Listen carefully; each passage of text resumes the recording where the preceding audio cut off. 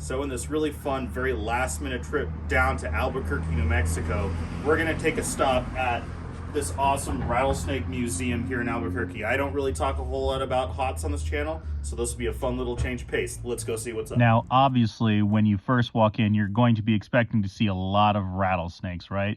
The main thing in here, well, that's not 100% true. They actually have quite a few different species of reptiles, most of which are found in and around the area of Albuquerque, New Mexico. But there's a lot of other really cool stuff in this museum as well. There's, just all sorts of crazy stuff. So when you very first walk in, you actually walk through the gift shop first before you actually enter the museum. And there's a bunch of really cool and very interesting memorabilia there. And then once you actually enter in, that's when you'll start to see all the different really cool species of rattlesnakes and other reptiles, and as well as a bunch of other stuff.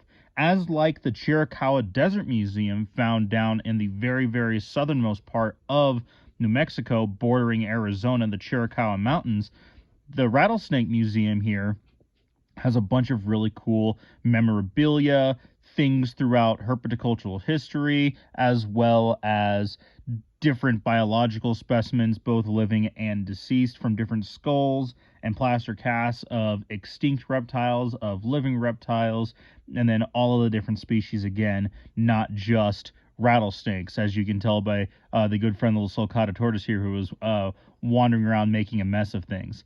And so here's just another good example of this entire display dedicated to just the late and great Steve Irwin.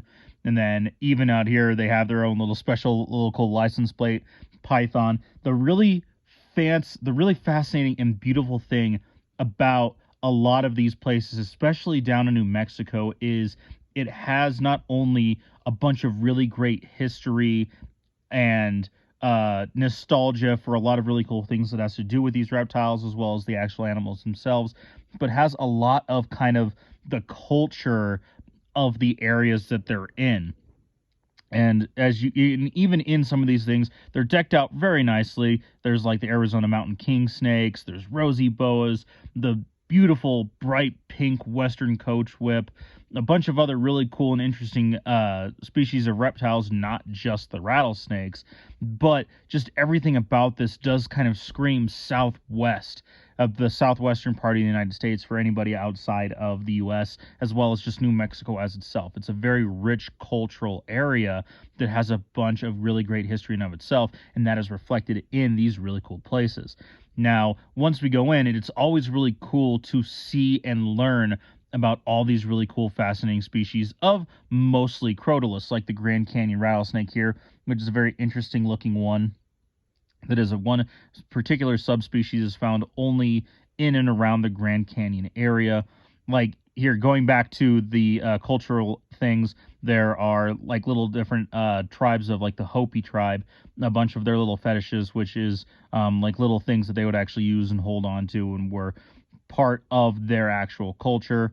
And then a bunch of other stuff about like kind of, the 19th and 20th century, about people actually of like, European settlers and early Americans moving across the Southwest and kind of mingling in with Native American culture, Spanish culture, as well as European culture, all kind of blended together to make this interesting area. I had to include the hognose, right? Being from here in Colorado, we had to include the hognose snake. But there are just a bunch of really, really cool species of snakes here, as well as a bunch of other stuff. Bunch of the Hopi Caccini dolls, and as with every little one, there's always the glass wall of all the different drinks and food things that have to do with snakes and reptiles. But they just have a bunch of really, really cool and amazing, interesting species there represented. It's not every single species of rattlesnake out there of all the different crotalus. Like, for instance, they didn't have a Catalina Island rattlesnake. They only had a couple different sidewinders. But that's all totally fine. As you can see again here, a bunch of really cool and amazing stuff, not just rattlesnakes. Now, they also have a few different invertebrates, which is really cool. Some vinegaroons, different species of tarantulas. But most of this was, in fact, rattlesnakes, including some morphs and things. And there are a bunch of really cool, really really concise little snippets of information about most of the species that they have there, including, different hybrids, different morphs of rattlesnakes. Like they had an ivory western diamondback. They had a hybrid of a western and I believe it was a canebrake or a timber, depending on where you live, of the different species of rattlesnakes, as well as they had a couple animals that were in fact rescues. Like they had just a wall of ball pythons that were surrenders or confiscations or rescues from people. As well as they had a little Barbie's python and stuff. But they have a bunch of these really cool species of rattlesnakes that, because I am a private keeper in Colorado, we aren't able to keep the cascabel rattlesnake right there. Really, really cool.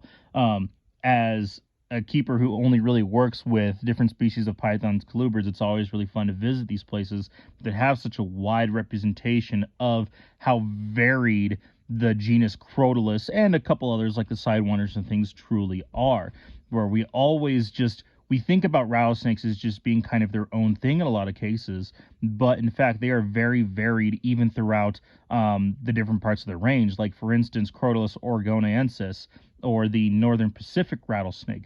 There are so many different genuses and different species and subspecies throughout there that are argued back and forth, where the smallest of which we even have here in Colorado, the midget faded rattlesnake, and then other large ones so that get well over 5 or 6 feet all over the place. It's speckled rocks, banded rocks, black rattlesnakes, a melanistic western rattlesnake right here. They had a red phase. They have all these really cool, beautiful ones. An albino western diamondback right here.